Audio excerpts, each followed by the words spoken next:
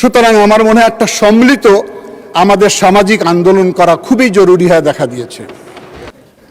তো মাননীয় প্রধানমন্ত্রীর নেতৃত্বে শুধু বাংলাদেশের নদী ব্যবস্থাপনাই নয়, অনেকগুলো বিষয় অগ্রগতি হয়েছে। সে বিষয়ে আমি বলবো না। আমি যেখানে আন্দোলন করেছিলাম এই তিস্তার পানির জন্য, তিস্তার পরে 2 কোটি মানুষকে আমি জাগিয়ে তুলেছিলাম, জাগোবাহে তিস্তা বাঁচাই।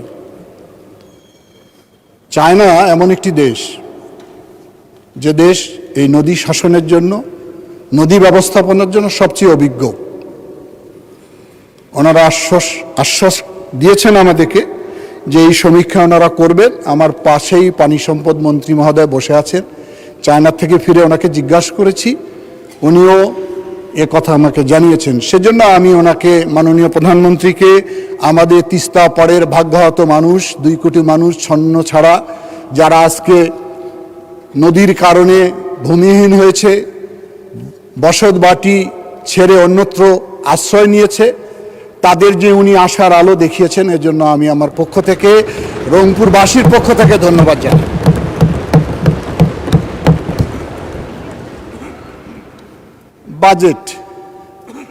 বাজেট একটি সরকারের অর্থনৈতিক কর্মকাণ্ড। এটার পক্ষে বিপক্ষে মত থাকবে, এটি স্বাভাবিক। কারণ সব জিনিস প্রত্যেকটি মানুষকে ভালো লাগে না। কারো রাত ভালো লাগে, কারো দিন ভালো লাগে, কারো সূর্য ভালো লাগে, কারো হয়তো মেঘ ভালো লাগে।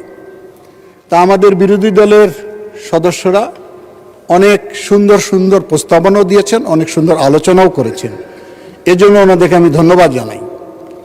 কিন্তু আমাদের মজ্জাগত কিছু স্লোগান রয়েছে যেটা দীর্ঘদিন ধরে আমরা লালন করে থাকি, মানি না, মানব না, গণবিরোধী বাজেট, গরিব মারার বাজেট। তা আমরা তো একটি অভ্যুত্থানের মধ্য দিয়ে একটি নতুন বাংলাদেশ দেখতে পাচ্ছি, মাননীয় প্রধানমন্ত্রীর নেতৃত্বে, সকলের সহযোগিতায়। সুতরাং ওই ধরনের পুরনো বক্তব্যগুলো এখনো যেন কোনো কোনো জায়গায় আমরা বলে ফেলি। গরিব মারার বাজেট, গরিব মারল কেমনে? প্রথমেই তো উনি ফ্যামিলি কার্ড দিলেন। কাদেরকে দিলেন? বড় লোকদের দিলেন? দিলেন একদম অসহায় হতদরিদ্র মাদের কাছে। কেন মাদেরকে দিলেন? ওই মারা সবচেয়ে অবহেলিত, নির্যাতিত,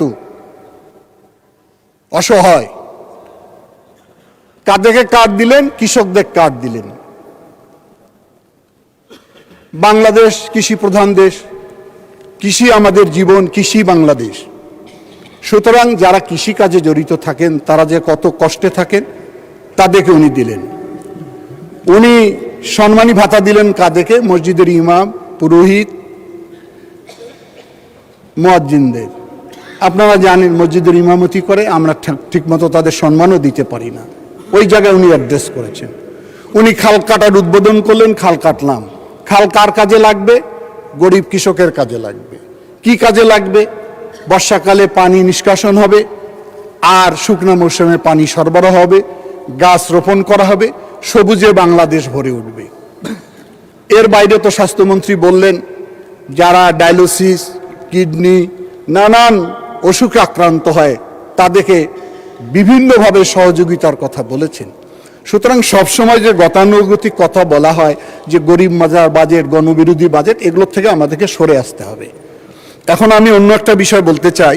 প্রত্যেকটি সংসদ সদস্য আমরা একটা বিষয়ে মারাত্মকভাবে দুশ্চিন্তাগ্রস্ত, সেটি হলো মাদক, জুয়া, বাল্যবিবাহ এবং যৌতুক।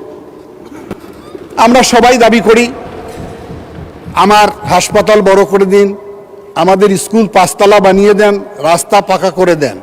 এটি দরকার রয়েছে, অবশ্যই হবে। কিন্তু আমরা কি আশেপাশে চিত্র তুলে খুঁজে দেখেছি যে বাংলাদেশে বর্তমান এই সামাজিক অপরাধগুলোকে কিভাবে আমাদের সমাজকে কুড়ে কুড়ে ধ্বংস করে দিচ্ছে?